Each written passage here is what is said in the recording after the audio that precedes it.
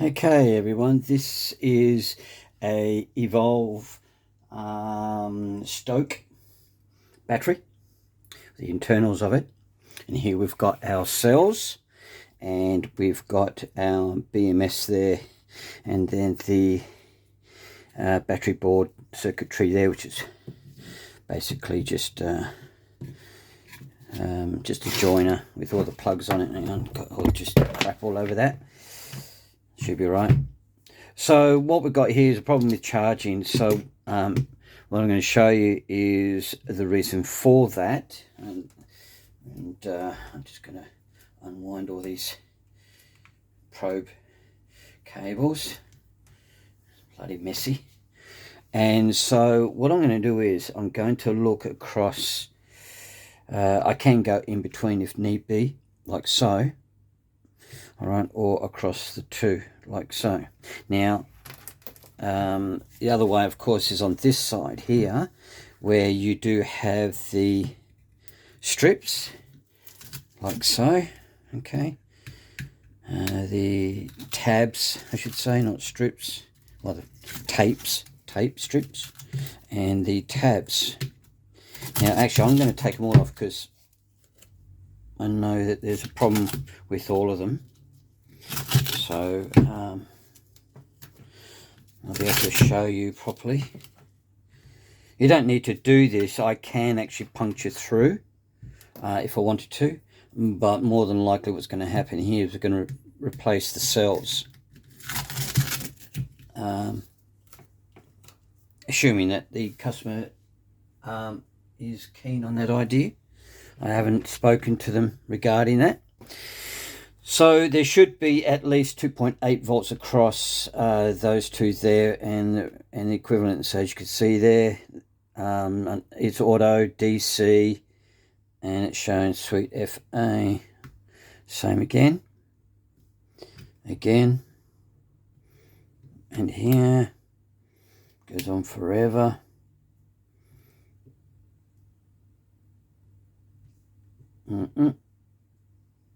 Oh, that's a steady half volt. That's amazing. Half volt again.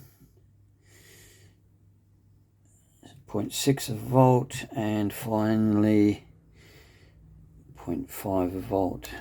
And of course, the minimum across lithium-ion cells is meant to be about 2.8. You probably can go down to 2.5, but only a short period of time. Maybe, you know, if you want to try charging them back up, if it's lower than that, 2.2. But look, honestly, I don't think you'll find the capacity will be there in a cell that's gone below, you know, 2.5, 2.6.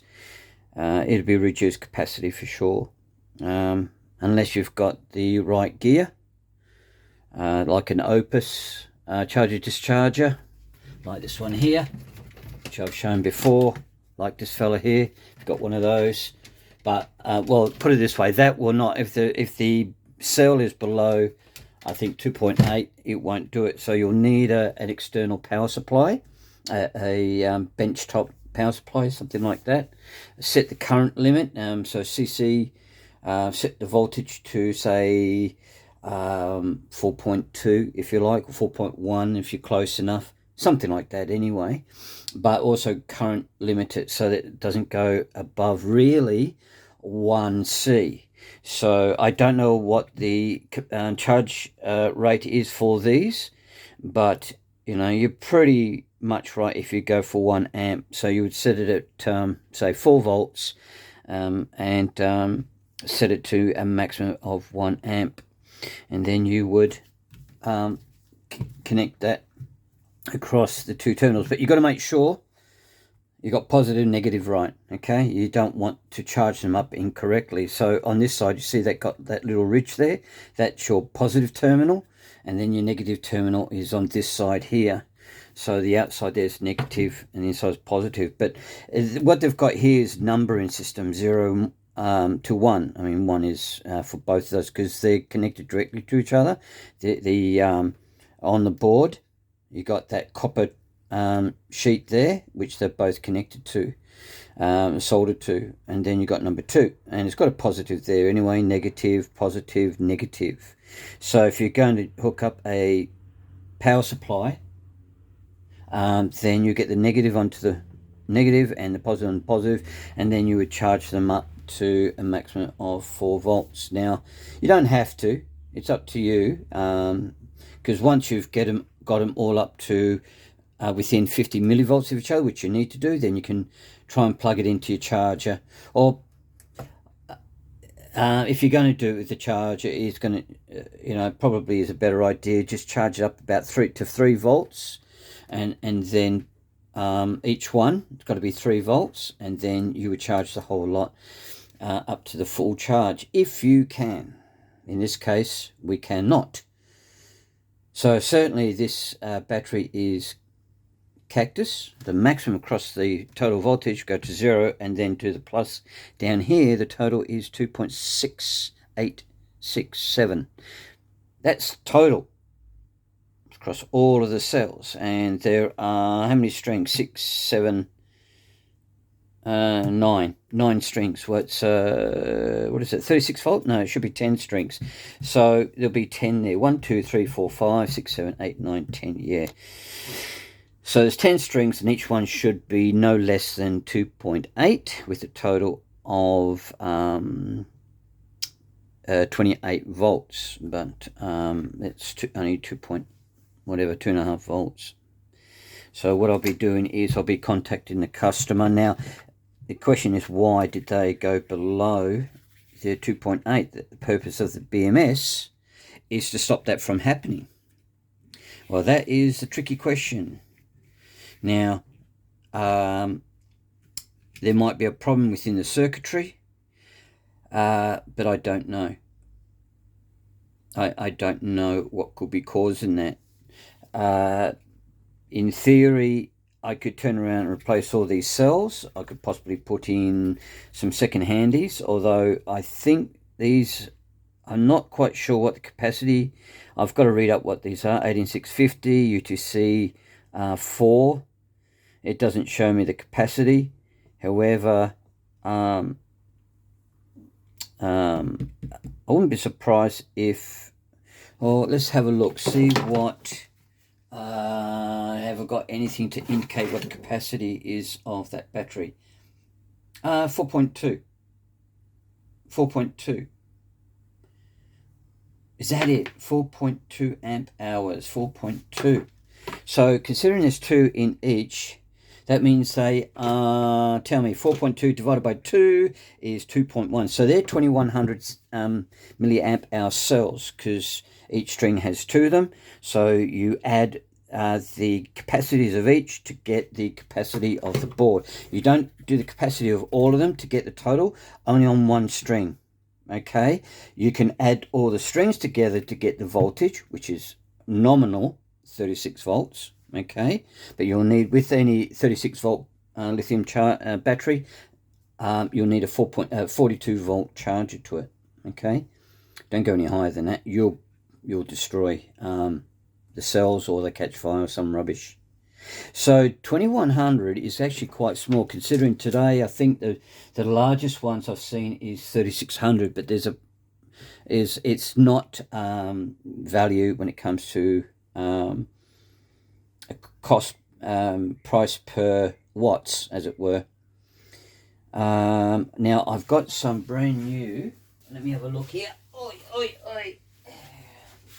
I got some brand new, oh no, these are, yeah, brand new 3.1 amp hour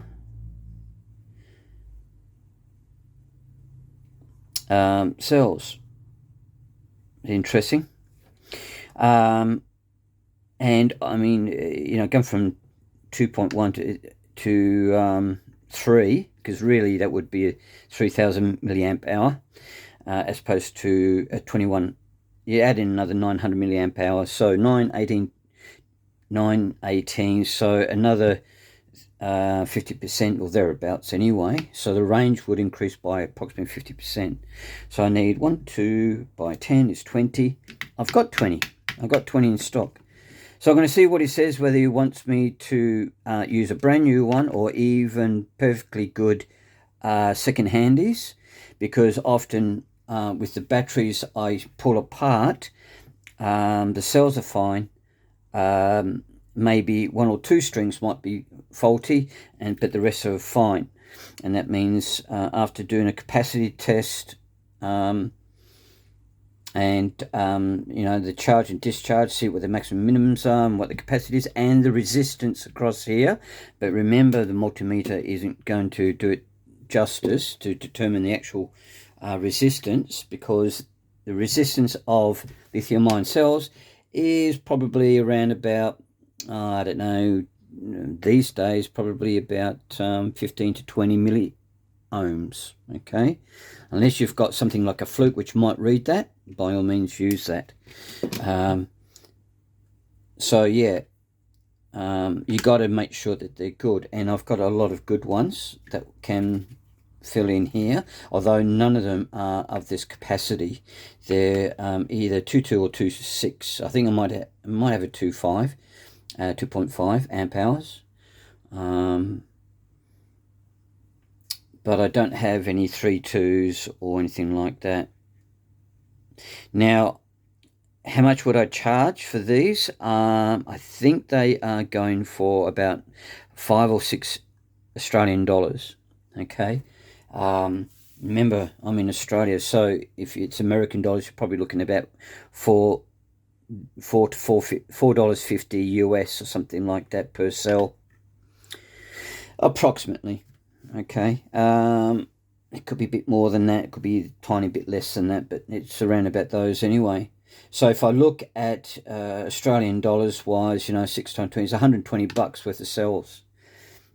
Now, I don't know the price of a new battery. But for me to replace these, okay, I actually have to de-weld, remove the welding on here, or have to make up new nickel strips, and that means having to remove them here. Now, in theory, if I'm careful enough, I can rip these off and reuse them, which is not a problem. Or I'll just turn around and make up my own, specially made, same size, shape and whatnot, and replace all these. Now, I haven't done that before. Wouldn't mind a punch that will punch out the shape that I need. Maybe I should get one. Because there's ones with 4 cells that would mean much longer, and it might be worthwhile if I'm going to take this up very, very seriously in battery replacement or cell replacement, especially when it comes to hoverboards or skateboards or any type of battery setup that uses these kind of nickel strips. Okay, so yeah, it's going to be fun. Anyway, I'll don't know if I'll update you regarding this, but if I do, I'll inform you exactly what the customer wanted and what I will be doing to fix that problem up. All right, ciao for now.